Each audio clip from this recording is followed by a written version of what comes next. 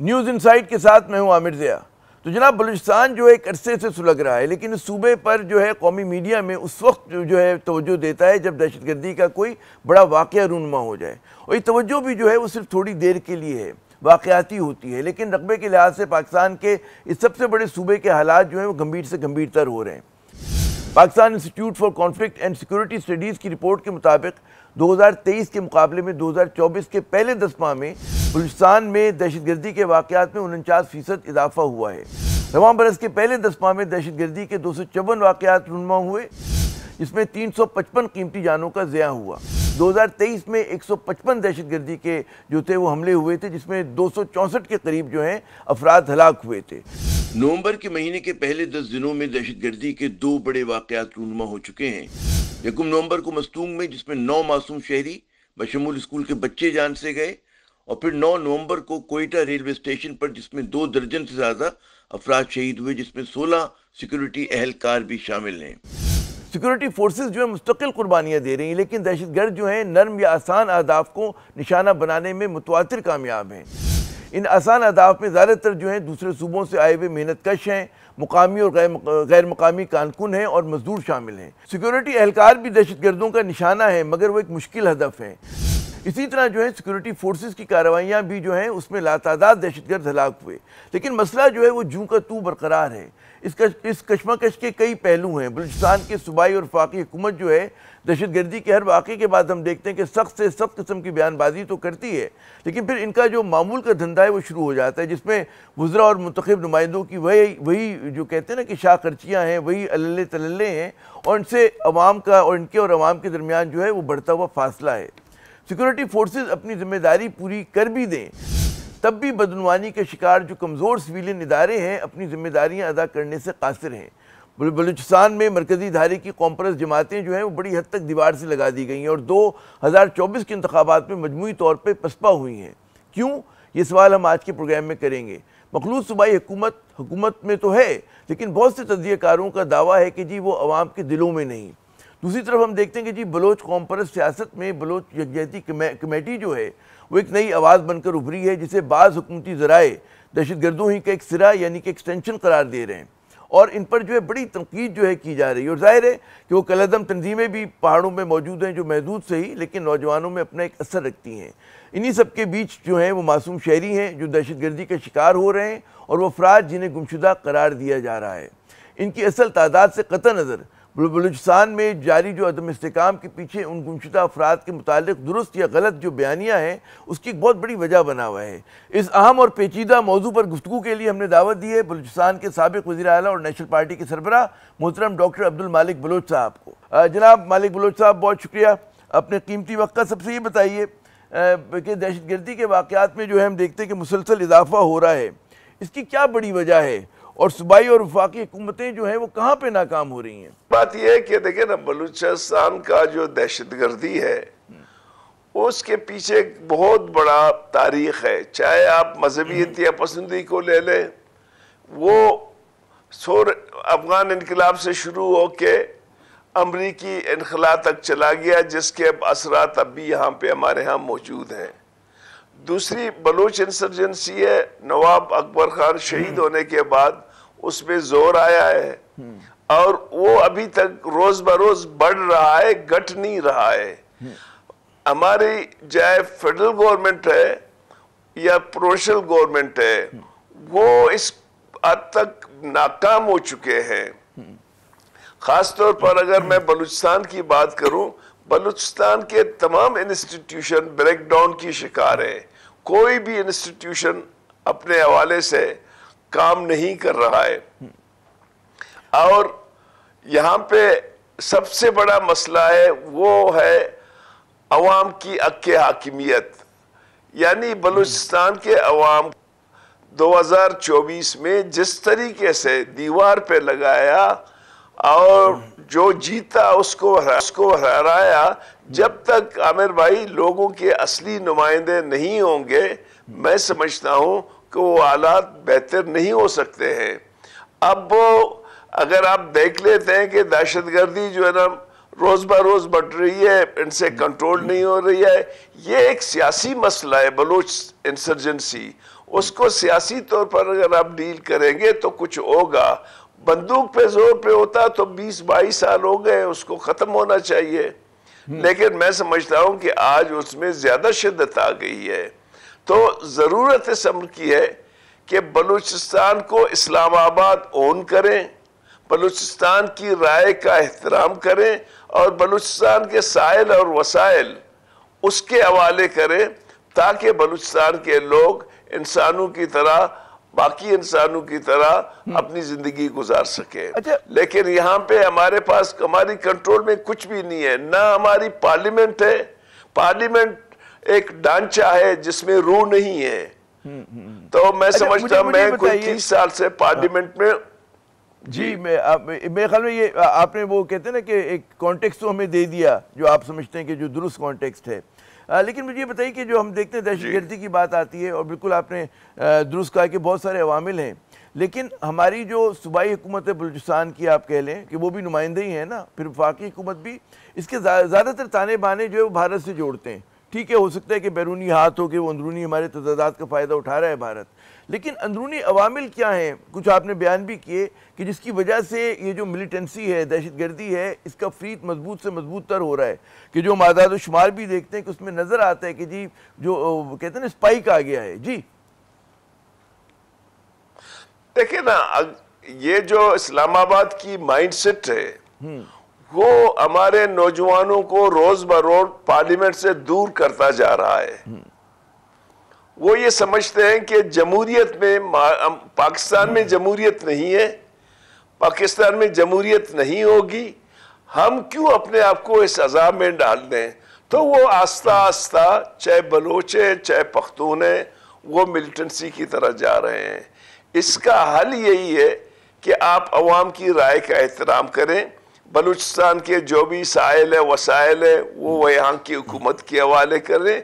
अभी तो इस दफा इलेक्शन तो नहीं हुआ था जिया भाई, यहाँ तो एक्शन हुए हैं। जिसने जितना पैसा ज्यादा लगाया वो कामयाब हो गया। तो मैं समझता हूँ इस तरह से बलूचिस्तान में एक स्ट्रक्चरल डैमेज आ गया है। बलूचिस्तान के तमाम अदारे, ना पुलिस काम कर रहा है, ना ब्यूरोक्रेसी काम कर रहा है, ना पार्लियामेंट काम कर रहा है। बस रोज बरोज आप देखेंगे, अगर यही हाल रहा 2-3 महीने के बाद मजीद हालात खराब होंगे, जो मैं देख रहा हूँ। अच्छा, वो आपकी गुफ्तगू से तासरी मिलता है कि जी सिक्योरिटी फोर्सेस की कार्रवाई अपनी जगह, लेकिन सियासी हल पर जोर देना चाहिए।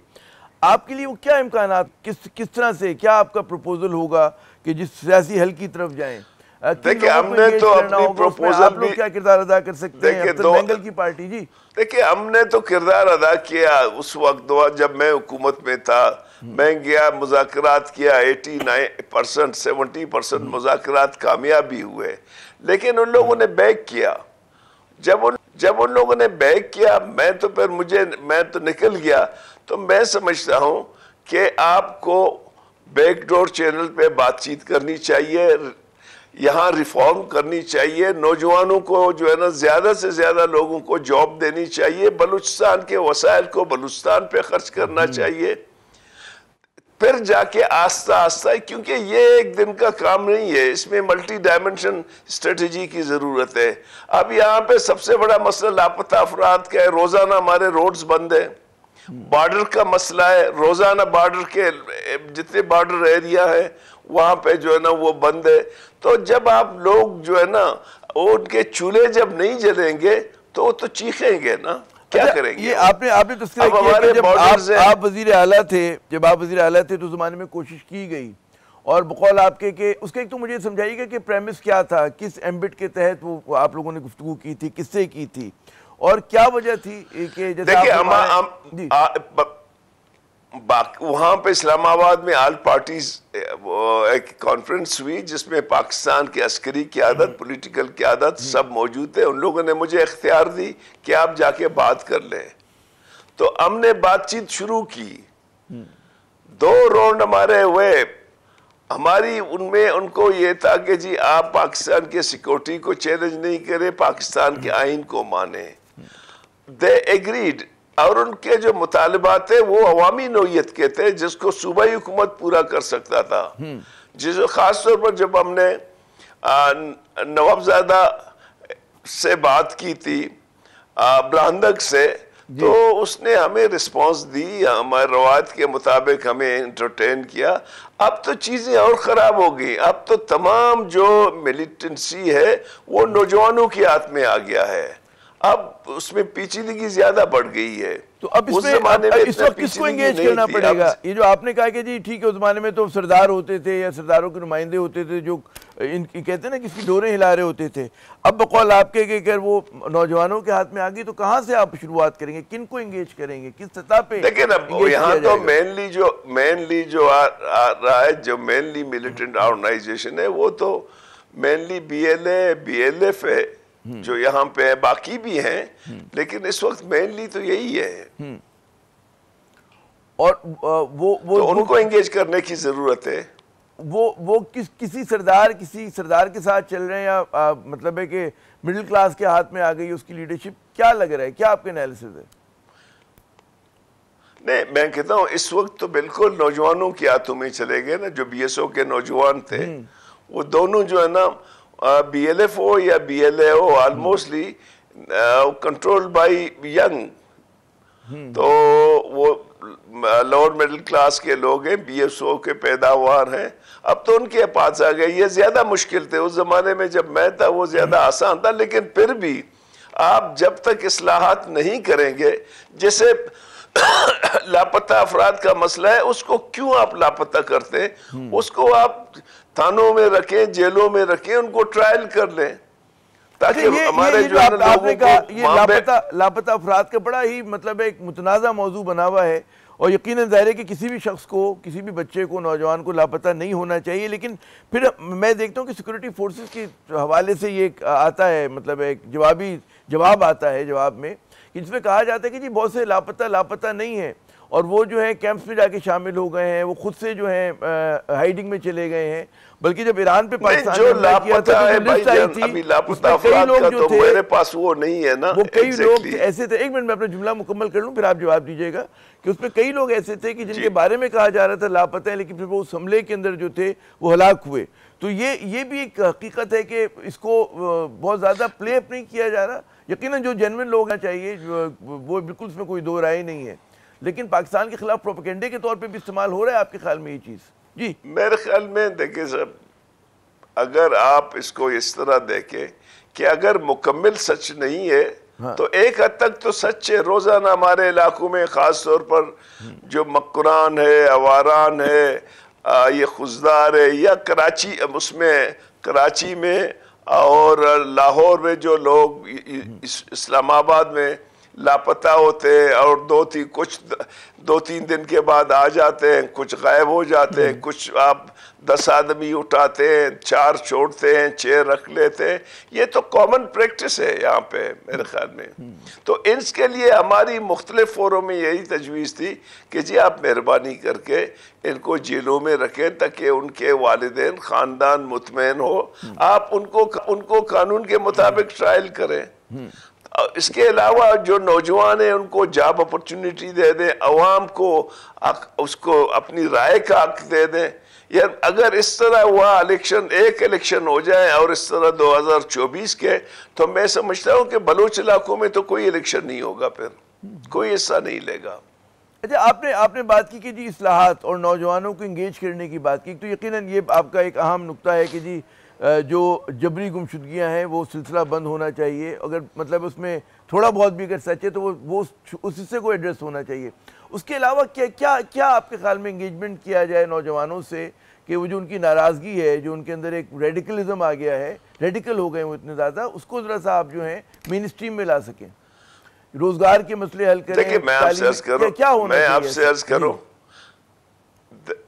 देखिए मैं आपसे अर्ज़ करूं, सबसे पहली बात यह है कि बलूचिस्तान के हकीकी नुमाइंदों को हक दे दे कि वो पार्लियामेंट में आए, जो रियली अवाम के नुमाइंदे हैं, वो फिर ये तमाम काम कर सकते हैं। देखे ना, मौजूदा गवर्नमेंट है वो नहीं कर सकता है, क्योंकि अभी तो मैं चूंकि यहाँ पे हूँ, मुझे पता नहीं चल रहा है कि मौजूदा हुकूमत को कौन चला रहा है।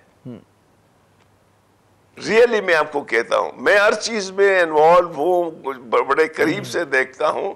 तो अभी तो पता नहीं इस्लामाबाद से चल रहा है, वजीर आला हाउस से चल रहा है, कहीं और से चल रहा है, नोबडी कैन एक्सप्लेन कि ये हुकूमत कौन चला रहा है। मालिक साहब, जरा मैं खता कलामी कर रहा हूँ, मुझे कान में कहा जा रहा है कि मैं मुख्तसर वक्फा लूँ, और जब हम नाज़रीन वक्फे के बाद आएंगे हम देखते हैं कि हमेशा हम बात करते मसाइल पे, कुछ मसाइल के हल की भी बात होगी, लेकिन वक्फे के बाद।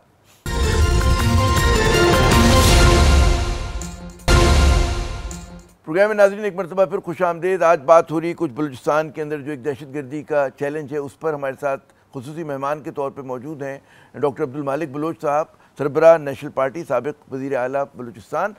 मालिक साहब, इससे पहले कि हम ज़रा हल की तरफ बात करें कि क्या पॉसिबल सलूशन हो सकते हैं, एक बड़ा मतलब है, बाज़ लोग कहेंगे एकेडमिक सवाल है, लेकिन ये बताइएगा कि 70 की दहाई में भी इसी तरह की एक मूवमेंट चली थी मिलिटेंसी की, और आज जो चल रही है उसमें क्या फ़र्क है? बाज़ लोगों का कहना है कि आज की जो मूवमेंट है उसमें ज़्यादा कहते हैं कि तंग नज़र कौम परस्ती है, और जो 70s की मूवमेंट थी उसमें इस तरह की नहीं था कि आप मज़दूरों को मार रहे हों, मतलब है जो दीगर सूबों से आए हुए लोग हैं उनको कत्ल किया जा रहा हो।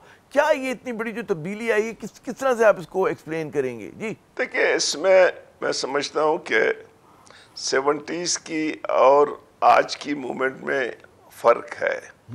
उस मूवमेंट में बड़े बड़े कद्दावर लोग थे, अगर कोई गलती हो जाती तो वो हैदराबाद साजिश केस के में हैदराबाद में जेलते। अब की बार ऐसा नहीं है, जो लीडरशिप है वो पहाड़ों पे या बाहर बैठा हुआ है। और इसमें जो अमल हो रहा है, इसमें बहुत से जगहों पे जो दोनों जानिब जो बेगुनाह मारे जाते हैं, मैं समझता हूं कि ये दोनों जो है ना काबिले मुजम्मत हैं, चाहे रियासत की तरह से हो चाहे उनकी तरह से, जो बेगुनाह मजदूर या बेगुनाह राहगीर या दूसरे जो मारे जाते हैं। लेकिन इसमें मैं समझता हूं कि फिक्री हवाले से इसमें ज़्यादा मेच्योरिटी है और इसमें ज़्यादा जो है ना पढ़े लिखे लोगों की पार्टिसिपेशन है एज निस्बत 70s में। अच्छा, इसमें आपके ख्याल में एक, ये मैंने सवाल जो था मुझे याद है कुछ बरस पहले वो हासिल बिजंजो साहब से भी किया था कि मिलिटेंसी में कितने तादाद क्या होगी आप लोगों के अंदाजे के मुताबिक के जो लोग मुलविस हैं? उस ज़माने में तो उन्होंने कहा था कि जी बहुत ज़्यादा नहीं है, मुट्ठी भर हैं, चंद 100 हैं, चंद हज़ार हैं, इससे ज़्यादा नहीं है। आपका क्या मतलब है कि पुलों के नीचे से कितना पानी बह चुका और क्या तादाद कम हुई है, बड़ी है, कहाँ? जी, अंदाज़ा क्या है आपका? देखिए ना, उस वक्त तो लिमिटेड एरिया इन्वॉल्व थे ना, जैसे मरी एरिया था, जालावान था, या कुछ इलाके और थे। लेकिन अब तो जितने बलोच इलाके हैं नसीर सब इन्वॉल्व हो गए हैं। इनमें अच्छी खासी तादाद जो नौजवानों की है वो ज़्यादा इन्वॉल्व हो गए, कबाइली कम और नौजवान ज़्यादा हो गए। और एग्जैक्टली मुझे पता नहीं है कि कितने लोग इन्वॉल्व हैं, लेकिन मैं समझता हूँ कि बलूचिस्तान में रोज़ बरोज़ रियासत से दूरी की जो रुझान है वो बढ़ रहा है। अच्छा, इसमें एक हम देखते हैं कि नया उनसर आया है बलूचिस्तान की सियासत में, वो जो बलोच यकजहती कमेटी के नाम से रियासत जो है मुसलसल ये कह रही है कि जी ये एक्सटेंशन है उन लोगों की कि जो पहाड़ों पर हैं या जो इस मुल्क में दहशतगर्दी में मुलविस हैं। आपके ख्याल में रियासत का क्या रवैया होना चाहिए? क्या ये जो नौजवान इस प्लेटफॉर्म के तहत जो काम कर रहे हैं इनको इंगेज करना चाहिए, इनसे भी बात करनी चाहिए? क्या आप क्या सोल्यूशन प्रोवाइड करेंगे? मेरी तो ज़ाती तजुर्बा यही है कि बलूच राजी यकजहती का जो मजमा था उसको मिसमैनेज किया गया है। अगर वो मिसमैनेज नहीं होता तो इतना खून खराबा नहीं होता जो नहीं होना चाहिए था। ये बिल्कुल मिसमैनेज हो गया और जिसके रद्द अमल में इतनी बड़ी जो है ना मुश्किलात हमने फेस की। 15 दिन तक तो टोटल मकुरान बंद था। जब तक वो तशद्दुद नहीं करते हैं, जब तक वो इंसानी हकूक़ की बात करते हैं, जब तक वो लापता अफराद की बात करते हैं, जब तक वो जमहूरी अंदाज पे जद्दोजहद कर रहे हैं, वो तो उनकी राइट बनती है। अच्छा, ये अब आते हैं जरा कुछ सूबाई हुकूमत की कारकर्दगी की तरफ। आपके ख्याल में ये इनका जो अब तक है, सरफराज भुगटी साहब का बड़े फाल किस्म के वज़ीर आला हैं और नज़र आते हैं कि जब भी कोई मतलब है इस तरह का वाक़या होता है, फिर वो जो हम सुनते हैं कि ऐलानात भी होते हैं कि जी ये तरक्याती मंसूबा लॉन्च हो गया, वो तरक्याती मंसूबा लॉन्च हो गया। क्या आप इनका क्या स्कोर कार्ड बतौर अपोजिशन के रहनुमा के देख रहे हैं? मैं सर नंबरिंग की गेम नहीं करता हूँ, मेरे लिए सब काबिल एहतराम है। सरफराज बुखरी साहब भी मेरे लिए काबिल एहतराम है, लेकिन इस वक्त बलूचिस्तान में जब आपकी एमपीए-शिप बिके, जब एमएनए-शिप बिके, जब सेनेटरशिप बिके, या आपकी जॉब्स बिके, पोस्टिंग ट्रांसफर बिके, तो फिर वहाँ पे मासवाए वो अनारकी जो मैं देख रहा हूँ कि एक ऐसी मौका आएगा कि जहाँ पे सब चीज़ें सरकार की कंट्रोल में नहीं होगी। मैं आपकी बात ही समझूं कि बदनवानी जो है वो आपके सूबे में बड़ी है सरकारी सतह पे, सबसे ज्यादा है।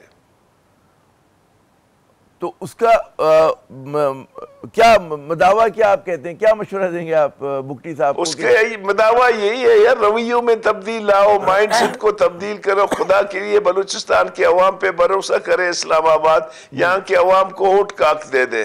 अब जो कुछ मेरे साथ हुआ है वो अगर मैं बयान करूँ तो मुनासिब नहीं है, लेकिन जीता है कोई और, फॉर्म 47 किसी और के नाम पे निकलता है। इस तरह कैसे होगा सर? अरे बड़ी आपने दिलचस्प बात की कि आपकी शिकायत है, लेकिन एक जो मतलब हम ये देखते हैं जो आपने कहा भी कि एक तरह के ऊपर जो है नेशनल पार्टी का जो एक क्लोजनेस है कि जहाँ पे क्रिटिकल मूवमेंट आता है तो वहाँ तो वोट तो आपको उन्हीं की तरफ जाता है, उन्हीं को आप लोग सपोर्ट करते हैं कि जिनसे आप शिकायत कर रहे हैं, शहबाज हुकूमती को आप वोट देते हैं, नून लीग के साथ खड़े होते हैं। देखिए मेरी बात सुने जी। हमने यहाँ पे अपोजिशन का किरदार अदा किया है, हम अपोजिशन के किरदार अदा कर रहे हैं। पीडीएम के हवाले से हमारी एक ताल्लुक रही है, बल्कि मुस्लिम लीग के साथ 90 से हमारे एक ताल्लुक रही है। इस वक्त हम इंडिपेंडेंट अपोजिशन कर रहे हैं, हम बाकी अपोजिशन इत्तेहाद के साथ भी नहीं है। हम अपोजिशन के लोग हैं, अपोजिशन करेंगे और अपने नुक्ते नज़र के मुताबिक जो है ना वो चीज़ें कर लेंगे। वो अगर मैं गलत नहीं हूं तो 26वीं तरमीम की तो आप लोगों ने हिमायत की थी ना? 26वीं तरमीम हमारी आप देखें कि सीओडी में था।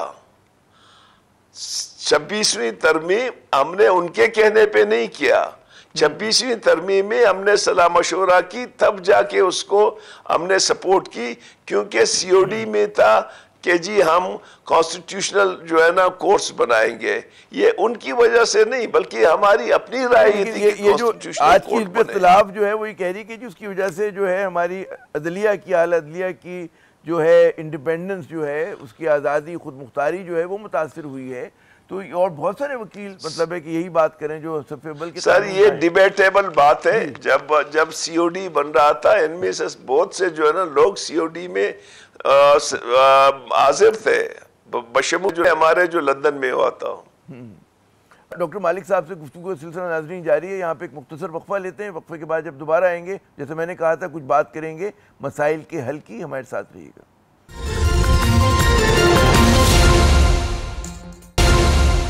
प्रोग्राम में नाज़रीन एक मरतबा फिर खुश आमदीद। हमारे आज के खुसूसी मेहमान मोहतरम डॉक्टर अब्दुल मालिक बलोच साहब, साबिक वज़ीर आला बलूचिस्तान, उनसे बलूचिस्तान के मसाइल पे हम बात कर रहे हैं। मालिक साहब, आपने कहा कि इंतखाबात में 2024 की धांधली हुई और उसमें जो बड़े सरकर्दा जो रहनुमा थे वो हारे या हरवाए गए बकौल आपके। अच्छा, लेकिन एक और मजमूई तासुर ये है कि जो मेन जो कॉम्प्रेस तंजीमें जिसको आप कहते हैं कि प्रो फेडरेशन है, चाहे वो मैंगल साहब की पार्टी हो या आपकी पार्टी हो, वो इंतखाबात में पसपा हुई। एक दूसरा रुख भी तो है कि नई क़ुव्वतें सामने आ गई हैं और अब जो है कि आपकी जमातें जो है न सिर्फ पसपा हुई हैं, बल्कि बाद लोग ये भी कहते हैं कि अब नए हालात में इरेलेवेंट होती जा रही हैं। जी नहीं, मेरे ख्याल में अभी देखिए ना, हमारी 4 दिन हमारी मरकजी कांग्रेस हुई थी, उसमें हर इलाके की नुमाइंदगी थी। बल्कि मैं आपको मजीद बता दूं कि इस इलेक्शन में बलोच और पख्तून कौमपरस्तों को और इवन JUI को उन लोगों ने एलिमिनेट करने की कोशिश की। वो जो सीटी हमारी थी उनको ले गए और ऐसे लोगों को लाया जिनको सियासत से कोई सरोकार ही नहीं है। अख्तर मैंगल साहब की नाराज़गी को हम देखते हैं और उन्होंने एक तरीका अपनाया, उन्होंने इस्तीफ़ा दिया नेशनल कौमी असम्बली के साथ, कौमी असम्बली से। फिर हमने देखा कि उनके जो 2 लॉ मेकर्स थे उनके ऊपर बहुत तनकीद की गई कि मतलब उन्होंने पार्टी लाइन से हटकर वोट दिया। क्या किस तरह से देख रहे हैं इस पूरी डेवलपमेंट को आप? और अख्तर मेंगल साहब ये तमाम अमल जो जी नहीं, अख्तर मेंगल साहब मेरे लिए काबिल एहतराम है, उसकी अपनी हिकमत अमली अपनी जगह पे, लेकिन ये जो जोर ज्यादती वाला अमल हुआ ये काबिल मजम्मत है। बाकी जो मैं समझता हूँ कि जो यहाँ पे जमहूरी जद्दोजहद करने वाले हैं, जैसे नेशनल पार्टी है ये या BNP है, उनकी गिराव कम नहीं हुई है। आज दफा भी मैं दावा करता हूँ कि नेशनल पार्टी के वोट बलोच इलाकों में सबसे ज्यादा है, और मैं ये भी दावा करता हूँ कि नेशनल पार्टी के 10 से 12 सीटें बन रही थी उसको 3 पे लाया गया। ये हम दावा कर रहे हैं, हम कोर्टों में जा रहे हैं। जैसे मैं नाम नहीं लेता, मैंने 22,000 वोट लिए कराची ग्वादर तुर्बत की कौमी असम्बली से। मेरा मुखालिफ का जो है ना 7,000 है, उसको 40,000 बना दिया है। एक ज़माने में जब सूरत हाल होती थी इस किस्म की, तो हिज़्ब इख्तिलाफ के इत्तेहाद बना करते थे। हिज़्ब इख्तिलाफ के मतलब बड़े बड़े लाइंसेस हमने देखे तारीख़ में, और उसमें बहुत फाल किरदार होता था बलूचिस्तान से ताल्लुक़ रखने वाली जमातों का। क्या वजह है कि इस मरतबा हमें नज़र नहीं आ रहा वो, हत्ता कि जो कहते आपके अपने सूबे में हम नहीं देख रहे कोई मुत्तहिदा मास की सियासत हो रही हो? जी देखिए, हम तो ईमानदारी से हम बहुत से इत्तेहादों में रहे, अभी PDM में भी रहे, इससे पहले जो है ना MRD में रहे, दूसरे इत्तेहादों में रहे। अब तो मायूस हो गए हैं। इन हमारी जो बड़ी पार्टियां हैं जिनको मौका मिले वो कंप्रोमाइज हो जाते हैं। नून लीग से आप और पीपल्स पार्टी की तर्ज सियासत से मायूस हुए? जो PDM की चार्टर थी जिसके बनाने वालों में हम थे, मेरा लीडर मरहूम आसिल खान था। PDM की चार्टर का जो 26 पॉइंट थे उनमें एक पे भी अमल दरामद नहीं हुआ।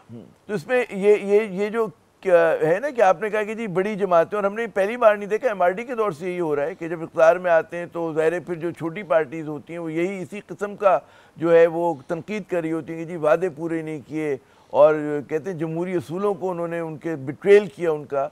तो मगर ज़ाहिर है कि बड़ी जमातें समझती हैं कि जी जमहूरियत आगे इसी तरह बढ़ेगी जिस तरह वो बढ़ा रही हैं। बड़ी पार्टियों की अपनी स्ट्रेटेजी है, लेकिन जो हम सियासी वर्कर हैं पिछले 40-45 साल से जिंदाबाद मुर्दाबाद कर रहे हैं। हम कहते हैं कि पाकिस्तान में जमहूरियत जो इस्तेकाम नहीं ले रहा है या मुस्तकिम नहीं हो रहा है, उसका सबसे बड़ी वजह जो है ना सियासी पार्टियां हैं जो कॉम्प्रोमाइज्ड हैं। अच्छा, इसमें कॉम्प्रोमाइज़ जब आप बात करते हैं किस तरह से उनमें करप्शन बहुत ज़्यादा है, उनमें मौका परस्ती बहुत ज़्यादा है, जरा वजाहत करेंगे इस बात? देखिए, वो जो पाकिस्तान की आईन है उसके मुताबिक नहीं चलते हैं, कभी इस्टेब्लिशमेंट से कॉम्प्रोमाइज करते हैं, कभी किसी और से कॉम्प्रोमाइज करते हैं। तो मैं समझता हूं कि जो PDM की पॉलिसी थी उस पर अगर चल जाते तो पाकिस्तान में जमहूरियत का मुस्तकबिल ज्यादा रोशन हो जाता। चले अब हम उसी सवाल की तरफ आते हैं कि हल की तरफ। उसमें आपने जैसा फरमाया कि जी PDM के अगर मंशूर पे अमल कर लिया जाता, क्या आपके ख्याल में ये जो dying movements of the program है कि वो 5-6 इकदाम होने चाहिए कि जिससे जमहूरियत भी मुस्तहकम हो, और बलूचिस्तान में जितना इस वक्त एक अदम इस्तेकाम नज़र आ रहा है, दहशतगर्दी का फ्रीज जो है वो मजबूत हो रहा है, कि उसको भी हल करने में मदद मिले? क्या कहेंगे आप, क्या तजावीज़ होंगी आपकी?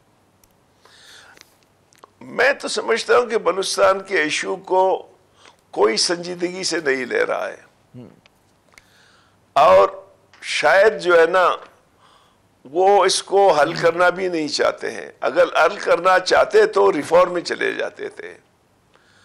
हमने मुख्तलिफ औकात में उनको तजावीज़ें दी, वे फॉरवर्ड दिया कि भाई ये चीज़ें आप कर लें खुदा के लिए।